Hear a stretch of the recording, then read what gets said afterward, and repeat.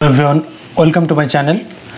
आजकेर आमादेर आलोचना এই ভিডিওতে আমরা করব বেসিক্যালি যারা নেতাজি সুভাষ ওপেন ইউনিভার্সিটিতে সোশিওলজি জি হিসেবে নিয়েছো তাদের সাবজেক্ট তাদের সিলেবাস এবং একই সঙ্গে বুক লিস্টও বলে দেব। তোমাদের ইউনিভার্সিটির সিলেবাসে যে বইগুলো বলা আছে সেই বইগুলোর মধ্যে কোন বইগুলো ফলো করবে এবং আর কোন বই এই সিলেবাসের জন্য ব্যবহার করা যেতে পারে সেই বইগুলোর কথাও আজকের ভিডিওতে আমরা আলোচনা করব।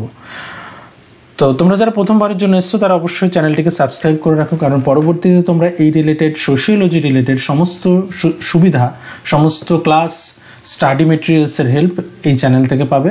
অবশ্যই চ্যানেলটিকে সাবস্ক্রাইব করে অল নোটিফিকেশন করে রাখো। চলো শুরু করছি আজকের ভিডিও, যেটা হচ্ছে জেনারেল ইলেকটিভ কোর্স অর্থাৎ জিই, যেটাকে আমরা বলছি জিই 11, এবং এই বছরে তোমাদের আরেকটি পেপার দিতে হবে জিই 21। আজকের ভিডিওতে আমরা দুটো পার্টি কিন্তু আলোচনা করব। অলরেডি তোমরা থাম্বনেলে দেখে নিয়েছো যে দুটো পার্টি আমরা আলোচনা করব। দেখো মডেল 1 কি আছে। মডেল 1 টোটাল 5টা মডিউলে তোমাদের পড়তে হবে। মডেল 1-এ ideas of India, civilisation, colony, nations and society. সিভিলাইজেশনের আইডিয়া অর্থাৎ আমাদের যে ভারতীয় সভ্যতা, সেই সভ্যতার খুব ডায়নামিক পার্সপেক্টিভটা এখানে আলোচনা করতে হবে, ডায়নামিক পার্টটা, কারণ সেই সভ্যতার গুরুত্বপূর্ণ একটা পার্ট হচ্ছে culture. Dynamic of Indian civilisation, religious, linguistic and cultural plurality, যেটা ইউনিটি অ্যান্ড ডাইভার্সিটি তৈরি করেছে। অর্থাৎ ইউনিটি অ্যান্ড ডাইভার্সিটি অর্থাৎ ঐক্য ও বৈচিত্র্য। ঐক্য বৈচিত্র্য, এই যে বৈচিত্র্যতা কোন কোনগুলোর মধ্যে রয়েছে। রিলিজিয়নের ক্ষেত্রে বৈচিত্র্য আছে, লিঙ্গুইস্টিক ভাষার ক্ষেত্রে বৈচিত্র্য আছে, এবং কালচারাল প্লুরালিটি, যেটা সাংস্কৃতিক বহুত্ববাদ আমরা বলে থাকি। অর্থাৎ প্রত্যেকটা ক্ষেত্রে ভারতীয় সমাজের যে বৈচিত্র্য, সেই বৈচিত্র্য কিভাবে ঐক্য নিয়ে এসেছে, বা ইউনিটি অ্যান্ড ডাইভার্সিটির ক্ষেত্রে এই তিনটে পার্টের কী রোল সেটা আমাদের এখানে দেখতে হবে। Great tradition, little tradition.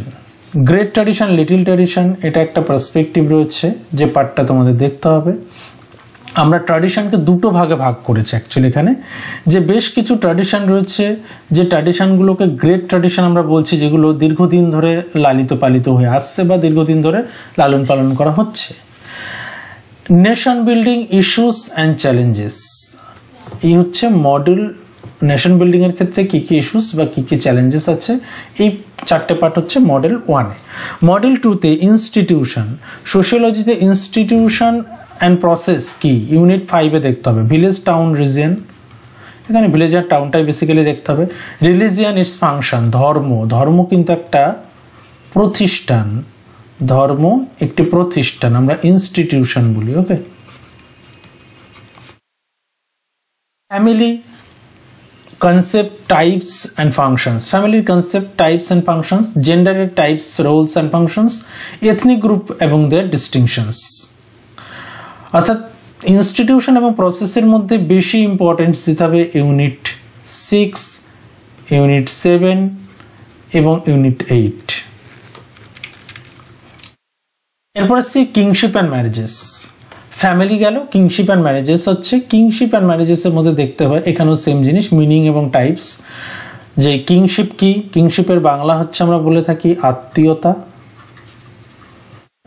ও বিবাহ। আত্মীয়তা ও বিবাহ, আত্মীয়তার বিবাহর মিনিং, তার types. Changes in kingship and marriage, দেখো দুটোর ক্ষেত্রেই পরিবর্তন এসেছে।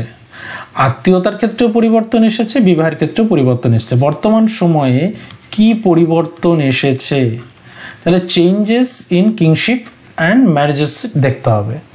Relevance of marriage, family and kingship today, অর্থাৎ বর্তমান সময়ের পরিপ্রেক্ষিতে এই তিনটি পার্টের, বিশেষ করে ফ্যামিলি, কিংশিপ, বিবাহ বা marriage kingship, family marriage and kingship, এই তিনটি পার্ট কিভাবে কানেক্টেড, ওকে, এই পার্টটা দেখতে হবে।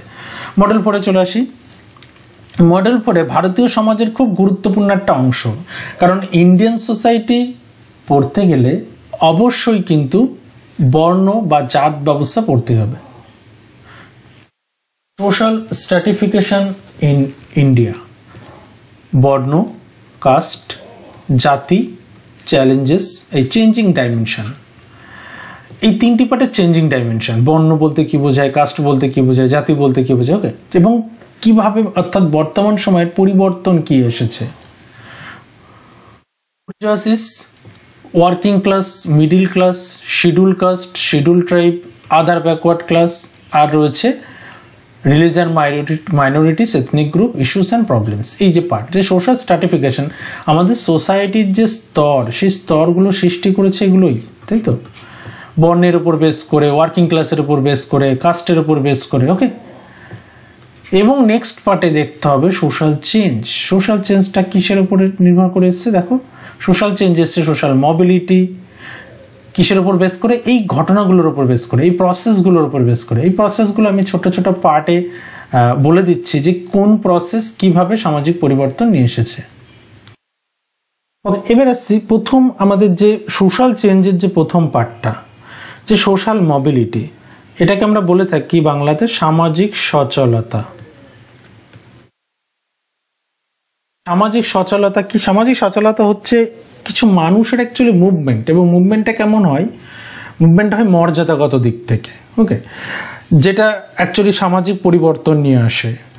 সংস্কৃতায়ন, সংস্কৃতাইজেশন, যার বাংলা হচ্ছে সংস্কৃতায়ন। সংস্কৃতায়ন একটা প্রক্রিয়া, এটাও একটা প্রক্রিয়া, মানে আমরা এই প্রত্যেকটা পাঠকে একটা প্রক্রিয়া হিসেবেই দেখতে পারি, যে প্রক্রিয়াগুলোর মধ্য দিয়ে, এই প্রক্রিয়াগুলোর মধ্য দিয়েই সামাজিক পরিবর্তন ঘটেছে।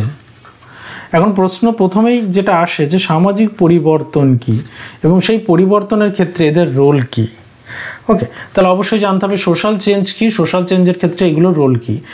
সংস্কৃতায়ন একটা প্রক্রিয়া, যে প্রক্রিয়াটা মূলত এই দুটি প্রক্রিয়া, সংস্কৃতায়ন এবং আরবানাইজেশন বা ওয়েস্টার্নাইজেশন, সংস্কৃতাইজেশন এবং ওয়েস্টার্নাইজেশন ধারণাটা দিয়েছেন এম.এন. শ্রীনিবাস। এই ধারণা দুটির মধ্য দিয়ে সমাজ পরিবর্তন, কন্টেম্পোরারি মডার্ন, আমাদের কন্টেম্পোরারি সময়ের যে পরিবর্তন, সেই পরিবর্তনটাকেও আমরা এগুলোতে কানেক্ট করতে পারি। সংস্কৃতায়ন এবং পশ্চিমীকরণ, এই দুটি প্রসেসের মধ্য দিয়ে আমাদের ভারতীয় সমাজের একটা পরিবর্তন এসেছে। এবং আরও একটা পার্ট যেটা আমরা ইউনিট 19 বা 19-এ পড়ব, যেটা হচ্ছে আরবানাইজেশন, নগরায়ন। দেখো নগরায়নও একটা প্রক্রিয়া, যে নগরায়ন প্রক্রিয়ার মধ্যে দিয়েও আমাদের সোসাইটির অনেক পরিবর্তন ঘটেছে। নগরায়ন একটা প্রক্রিয়া, যে প্রক্রিয়ার মধ্যে দিয়ে আমাদের ভারতীয় সমাজের একটা পরিবর্তন ঘটেছে, ওকে। এই পার্টগুলো আমরা পরবর্তী ক্লাসে ছোট ছোট করে আলোচনা করব, এবং অলরেডি সংস্কৃতাইজেশন, ওয়েস্টার্নাইজেশন এই পার্টগুলোর ক্লাস করানো আছে। তোমরা ডেসক্রিপশন বক্সটা একটু দেখে নিও, ডেসক্রিপশন বক্সে আমি লিঙ্ক দিয়ে রাখলাম, ওকে। তাহলে এই হচ্ছে ওভারঅল তোমাদের প্রথম পার্টে এই এতটুকু কভার করতে হবে, 5টা পার্ট। 5টা পার্টের কোন কোনগুলোর উপর গুরুত্ব দেবে আমি বলে দিলাম। এবার আসি যে এই পার্টগুলোর জন্য তোমরা কি কি সিলেবাস, এই পার্টগুলোর জন্য কি কি বই ফলো করবে। দেখো তোমাদের সিলেবাসে রেফারেন্স এবং সাজেস্টেড রিডিং তো কিছু দেওয়া রয়েছে, তো আমি এইগুলোর মধ্যে থেকেই তোমরা কোন কোন বইগুলো দেখতে পারো সেটা আমি বলে দিচ্ছি, কারণ এতগুলো বই তো কেনা সম্ভব নয়। দেখো তোমরা প্রথম যেটা রয়েছে যে নির্মল কুমার বসু, পরিমল ভূষণ কর, এই পার্টটা দেখতে পারো তোমরা, কিন্তু কেনার দরকার নেই, এটাতে খুব বেশি অংশ কভার করবে না। পরিমল ভূষণ কর এটাতে ম্যাক্সিমামটা কভার করবে, এই বইটা কিনে নেওয়া যেতে পারে। আরেকটা বই যেটা, যে রামানুজ গাঙ্গুলি অ্যান্ড সৈয়দ আব্দুল হাফিজ মুইনুদ্দিন, এটা হচ্ছে PHI লার্নিং পাবলিশার্সের বই। এই বইটা থেকেও তোমরা অনেকটা কভার করতে পারবে। এবং নাম্বার 3 আমি যেটা বলবো, যে NSOU স্টাডি মেটেরিয়ালস, ফুল স্টাডি মেটেরিয়ালস তোমরা পাবে, সেখান থেকে তোমাদের নোট তৈরি করে নিতে হবে, ওকে। ESO 257 এটা ESLM পাবে, এটা তোমরা নেতাজির ওয়েবসাইটে গিয়ে তোমরা এই পার্টগুলো তোমরা ডাউনলোড করে নিতে পারবে। ডাউনলোড করে এখান থেকে তোমরা কিন্তু হেল্প নিয়ে স্টাডি মেটেরিয়ালস তোমরা বানাতে পারবে। এরপর আসছি যে আর কি বই ফলো করা যেতে পারে। আরেকটা বই, বিশেষ করে কিংশিপ পার্টের জন্য বা রিলিজিয়নের পার্টের জন্য তোমরা ভারতের সমাজ প্রসঙ্গে এই বইটাও কিন্তু ফলো করতে পারো, যেটা ডক্টর অনিরুদ্ধ চৌধুরীর লেখা। ডক্টর অনিরুদ্ধ চৌধুরী এই বইটাও কিন্তু তোমরা ফলো করতে পারো, এই বইটাতেও তোমরা অনেকটা অংশ কভার করতে পারবে। এছাড়াও যেহেতু তোমরা প্রথম পড়ছো সোশিওলজি, বেসিক্সের জন্য বা বেসিক পার্টটা খুব ভালো করে দেওয়া আছে, বিশেষ করে বিবাহ, পরিবার, ধর্ম, সামাজিক নিয়ন্ত্রণ, সামাজিক পরিবর্তন, স্ট্রাটিফিকেশন, এই পার্টটা এই বইটাতে খুব ভালো করে দেওয়া আছে। আমি আরেকটি বইয়ের নাম বলছি যে বইটা তোমরা ফলো করতে পারো, এবং বইটা খুব সহজ সরল ভাষায় লেখা, সাম্প্রতিক সমাজতত্ত্ব, তোমরা খুব সহজেই বুঝতে পারবে সাম্প্রতিক সমাজতত্ত্ব। কিন্তু এই বইটা কিন্তু টোটাল সিলেবাস কভার করবে না, এটুকু বলে রাখছি প্রথমেই, এটাও কিন্তু তাই। হ্যাঁ, এই বইগুলো পার্শিয়ালি কিছু কিছু পার্ট তোমরা এই বইতে পাবে। ওকে, কোনো বই এখানে একটাও নেই যে বইটা টোটাল হোল সিলেবাসটাকে কভার করবে। সুতরাং তোমাকে টোটাল বই থেকে যদি স্টাডি মেটেরিয়ালস তৈরি করতে হয়, সেক্ষেত্রে অবশ্যই তোমাদের এই 3টে কি 4টে বই তোমাদের কিন্তু ফলো করতে হবে। এবং সাম্প্রতিক সমাজতত্ত্ব বইটি হচ্ছে ডক্টর অনিরুদ্ধ চৌধুরী, তোমরা এটাকে চৌধুরী চট্টোপাধ্যায় এবং ঘোষ বললেই বইটা পেয়ে যাবে। চৌধুরী, চট্টোপাধ্যায়, ঘোষ, অনিরুদ্ধ চৌধুরী, কৃষ্ণদাস চট্টোপাধ্যায় এবং ডক্টর শান্তনু ঘোষ, এই 3 জনের লেখা সাম্প্রতিক সমাজতত্ত্ব বেসিক্সের জন্য খুব ভালো করে দেওয়া আছে। এই হলো তোমাদের একটি পার্ট। দ্বিতীয় যে পার্টটা তোমাদের রয়েছে, যেটা G21, তাই তো, GSO21, এই সেকেন্ড পার্টটা হচ্ছে তোমাদের পপুলেশন অ্যান্ড সোসাইটি দেখতে হবে। Population and society, introduction population studies, population স্টাডিজের একদম বেসিক পার্ট, যে সোশ্যাল ডেমোগ্রাফি কি, তার নেচার কি, স্কোপ কতটা, এবং তার জন্য বিশেষ করে এই ডেমোগ্রাফিক পার্টটার জন্য স্টাডি করার জন্য কি কি অ্যাপ্রোচেস আছে, অর্থাৎ এখানে খুব বেসিক ক্লিয়ার রাখতে হবে, বেসিক থেকে কিন্তু প্রশ্ন পাবে। তারপর আসছি থিওরিজ অফ পপুলেশন। পপুলেশনের খুব গুরুত্বপূর্ণ কয়েকটা থিওরি রয়েছে, তার মধ্যে ম্যালথাসিয়ান এবং একই সঙ্গে ডেমোগ্রাফিক ট্রানজিশন, ইউনিট 4 এবং ইউনিট 7 বেশি ইম্পর্টেন্স দেবে। ওকে, কি কি আছে? Pre Malthusian theories on population, পপুলেশনের বেশ কিছু থিওরি আছে, তার মধ্যে pre Malthusian theory of optimum population, মানে টোটাল পপুলেশনের বেশ কিছু ইন্ডিকেটরের উপর বেস করে বা বেশ কিছু তথ্যের উপর ভিত্তি করে থিওরিগুলো বিল্ড আপ করা, এবং থিওরিগুলোর বেশ কিছু পার্ট রয়েছে যেগুলো কিন্তু খুব ইম্পর্টেন্ট বা গুরুত্বপূর্ণ একটা অবদান পপুলেশন স্টাডিজে রেখেছে। Marxist theory of population, demographic transition, এই দুটো পার্ট যেটা বললাম ইউনিট 4 এবং ইউনিট 7টা বেশি ইম্পর্টেন্স দেবে। থিওরি পার্টটা শেষ হওয়ার পর মডেল থিওরিতে তোমাদের আছে, দেখো, পপুলেশন, সোশ্যাল স্ট্রাকচার, প্রসেস। পপুলেশনের মধ্যে কি পড়তে হবে তোমাদের? পপুলেশন স্টাডিজ, এই পপুলেশন সাইজ, গ্রোথ, পপুলেশন এক্সপ্লোশনস, অর্থাৎ এখানে এই স্ট্রাকচারের কিছু বেসিক টার্ম যেগুলো আমাদের পপুলেশন স্টাডিজের সঙ্গে আছে। তারপর what is fertility, reproduction, what is fertility, determining factors কি, অর্থাৎ রিপ্রোডাকশন এবং ফার্টিলিটির কোন কোন বিষয়গুলোর উপর ডিটারমাইন করে। তারপর হচ্ছে মর্টালিটি, মরবিডিটি অ্যান্ড হেলথ, এটাও স্ট্রাকচারের basic part. Mortality trends, levels and determinants in India. And unit 11-এ তোমাদের দেখতে হবে health, sanitations, morbidity, issues and problems. বুঝেছো? এই পার্টগুলো খুব ইজি পার্ট, তোমরা যদি স্টাডি ম্যাটগুলো ঠিকঠাক জোগাড় করতে পারো খুব সহজে এগুলো কিন্তু মুখস্থ করতে পারবে, অসুবিধা নেই, বুঝতে পারবে। মুখস্থ করারও খুব বেশি প্রয়োজন নেই, জাস্ট কনসেপচুয়াল পড়াশোনা করতে হবে এই পেপারটা। মাইগ্রেশন, দেখো, মাইগ্রেশন সম্পর্কে প্রত্যেকেরই আইডিয়া আছে যে একদল মানুষ যখন একটা স্থান থেকে যখন অন্য একটি স্থানে মুভ করছে, এই যে মুভমেন্ট, এই মুভমেন্ট হচ্ছে মাইগ্রেশন কি হচ্ছে? একটা কান্ট্রি থেকে আরেকটা কান্ট্রি, একটা স্টেট থেকে আরেকটা স্টেট, একটা জায়গা থেকে আরেকটা জায়গার যে মুভমেন্ট, সেটাকে আমরা বলে থাকি। তাহলে মাইগ্রেশনের এমনই কিছু টাইপস আছে, অনেক ধরনের টাইপস রয়েছে। মাইগ্রেশনের শুধু টাইপ নয়, বেশ কিছু প্রবলেমসও রয়েছে, সেই প্রবলেমস দেখতে হবে। Politics of migration, integration, assimilation, issues and problem কি কি রয়েছে। এবং লাস্টলি এই ইউনিটে দেখতে হবে ডিসপ্লেসমেন্ট অ্যান্ড রিহ্যাবিলিটেশনস। ডিসপ্লেসমেন্টটা খুব বড় একটা সমস্যা, তো সেটা একই সঙ্গে রিহ্যাবিলিটেশনের ব্যবস্থা কি, অর্থাৎ প্রবলেম অ্যান্ড পলিসিসগুলো এখানে জানতে হবে। Model 6 population development and environment, এখানে এনভায়রনমেন্টের উপর বেশি জোর দেওয়া হচ্ছে। মডেল 6-এ এনভায়রনমেন্টের উপর বেশি জোর দেওয়া হচ্ছে। দেখো যেখানে প্রথমেই পড়তে হবে population growth, environment and sustainable development. দেখো সাস্টেনেবল ডেভেলপমেন্টটা এনভায়রনমেন্টের সঙ্গে খুব কানেক্টেড।